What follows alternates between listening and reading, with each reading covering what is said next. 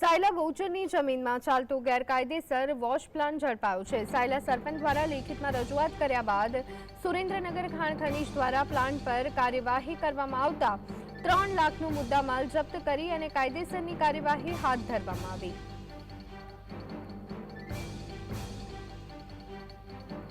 તો મોટા પ્રમાણમાં ખોદકામ કરી અને વોશ પ્લાન્ટનો ઉપયોગ કરવામાં આવતો હતો, ત્યારે સુરેન્દ્રનગર ખાણ ખનીજ વિભાગ દ્વારા કાર્યવાહી હાથ ધરવામાં આવી છે। તાલુકા વિકાસ અધિકારી એક્ટિવ મોડમાં જોવા મળ્યા અને ખાણ ખનીજ વિભાગ દ્વારા કાર્યવાહી હાથ ધરવામાં આવી છે। સુરેન્દ્રનગરના સાયલામાં ગૌચરની જમીનમાં વોશ પ્લાન્ટ ઝડપાયો છે, તો આ જ સંદર્ભે ખાણ ખનીજ વિભાગ દ્વારા કાર્યવાહી કરવામાં આવી છે। સમગ્ર બાબતને લઈ અને સરપંચ દ્વારા જ લેખિતમાં ખાણ ખનીજ વિભાગને જાણકારી આપવામાં આવી હતી। મોટા પ્રમાણમાં ખોદકામ કરી અને વોશ પ્લાન્ટનો ઉપયોગ કરવામાં આવતો હતો। આ સંદર્ભે વધુ વિગત સાથે સંવાદદાતા વિપુલ જોડાઈ ગયા છે।